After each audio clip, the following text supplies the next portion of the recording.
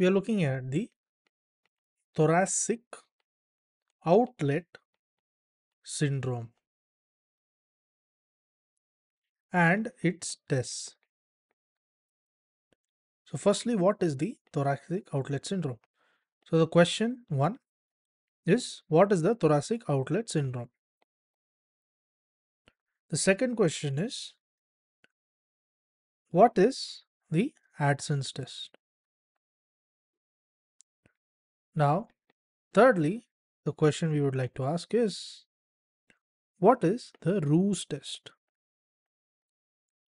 So in this video, we are going to find the answers to all these questions, and there is a bonus questions in the end of the video. To start with, the thoracic outlet syndrome. So it is neurovascular syndrome. It is a neurovascular syndrome, and it is due to the compression. It is due to compression and of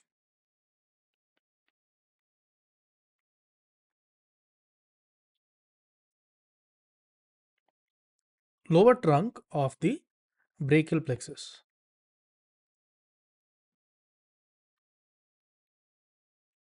That is the C8 and the T1, as well as the subclavian vessels and the subclavian vessels, and this is in the thoracic outlet,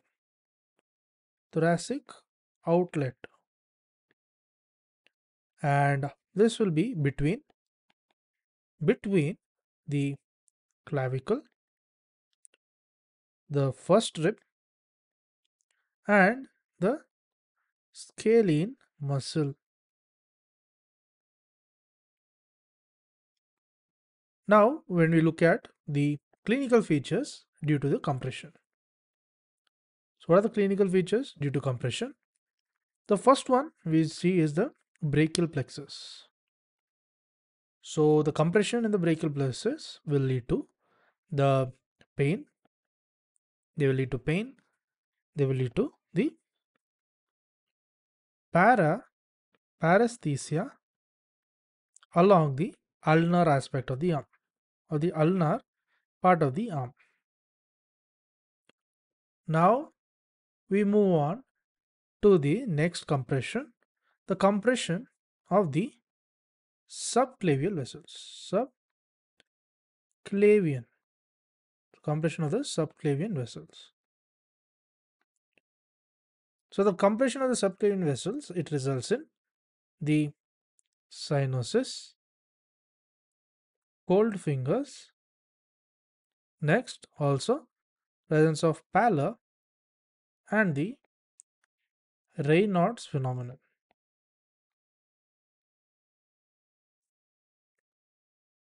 Next, we'll move on to the provocative tests. Provocative test.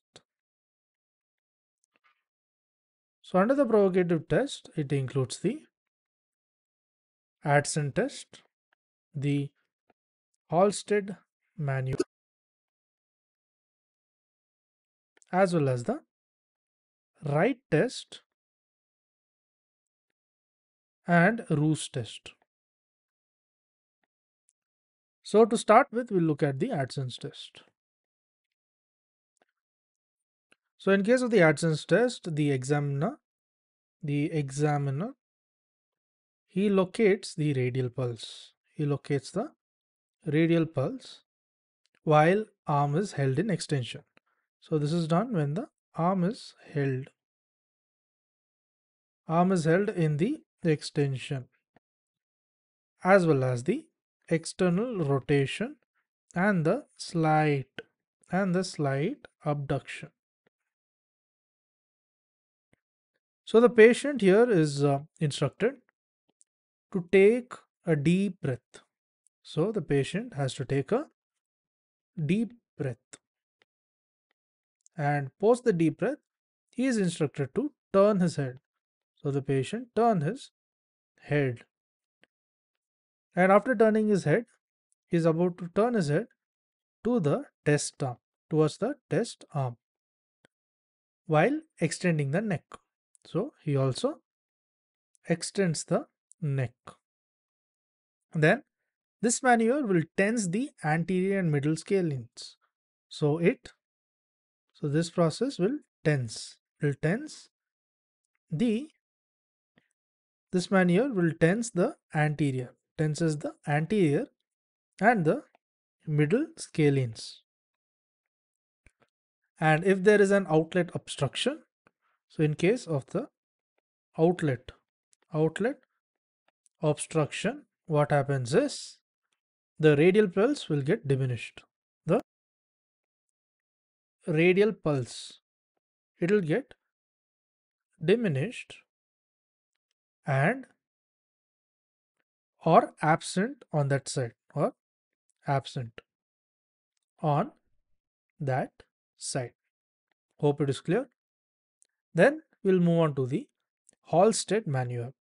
Next, we're looking at the Halsted maneuver. So Halsted maneuver is aka the reverse Adson's test.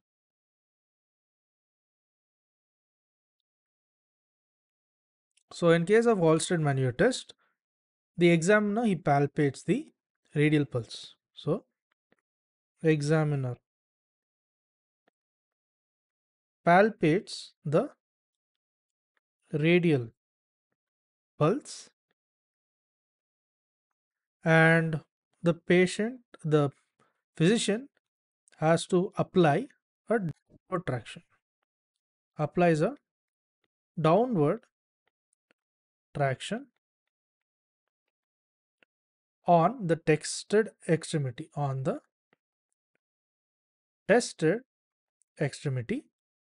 while the patient's neck is hyperextended. So the patient's neck, if you see, it will be hyper extended and also rotated to opposite side. The next is the diminished or absent pulse.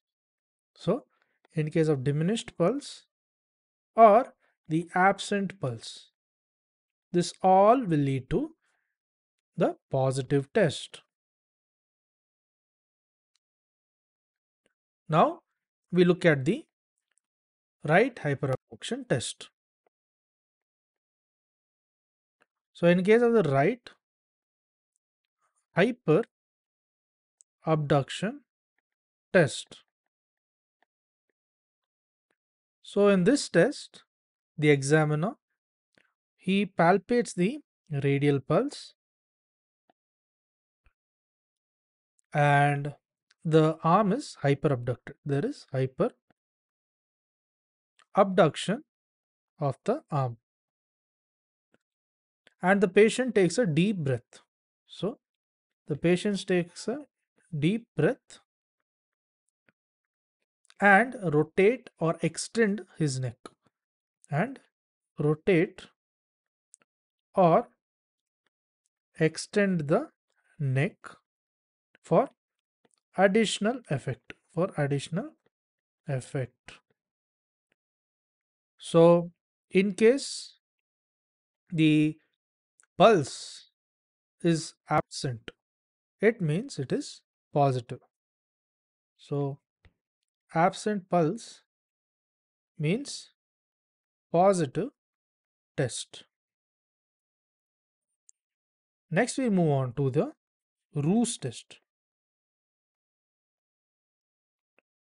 So what is Roos test? The patient abducts the shoulder. Patient abducts the shoulder, and this is done for 90 degrees, and flexes the elbow. Next there is flexes elbow, and this is to 90 degrees, and the patient is made to open and close his hand repeatedly. So open and close hand, close the hand repeatedly. and repeatedly. And this is done exactly for 3 minutes. It is done exactly for 3 minutes. And the test is positive, the patient is unable to complete. So the test is positive in case the patient is unable to complete the test. So it is unable to complete the test. And or he is experiencing some cramping, or the patient has cramps, the patient has pain, the patient has numbness on the affected side. So now we jump on to answering our questions. So the first question we asked was, what is the thoracic outlet syndrome? So we have the answers to all the questions. So what is the TOS? That is the thoracic outlet syndrome. So by definition, it is the neurovascular syndrome. It is a neurovascular syndrome, and it is caused due to compression. Caused due to the compression of the lower trunk, lower trunk of the brachial plexus. So the lower trunk of brachial plexus is nothing but the C8 and the T1, and the subclavian vessels in the thoracic outlet, and subclavian vessels as well in the thoracic outlet. So this will be between the clavicle and the first rib, as well as the scalene muscle. Next we look at something known as the Adson's test. This was the second question we asked. What is the Adson test? So here in Adson test, what we do is the examiner, he locates the radial pulse. And other thing is, after locating the radial pulse, the arm, if you see, it is held in, the arm is held in the extension and as well as the external rotation. There is also a slight, if you see, there is a slight abduction as well. So the patient is asked to take a deep breath,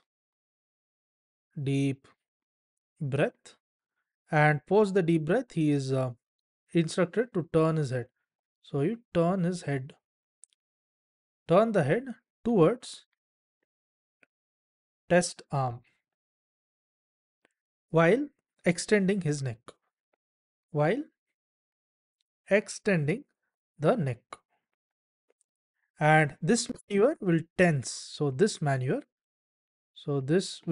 tense the anterior as well as the middle scalenes.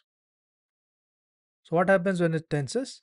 So in case the outlet obstruction is present, so in case outlet obstruction is present, it will show that the radial pulse will be diminished. It will diminish or absent. Next, what we look at is, we asked about the Roos test. What is the Roos test? This was the third question we asked. So in case of the Roos test, the patient is instructed to abduct. So the patient, he abducts the shoulder, and this is abducted to 90 degrees. And next what he does is he flexes. So flexes the elbow. So they flexes the elbow to 90 degrees. So the patient is made to open and close the hand.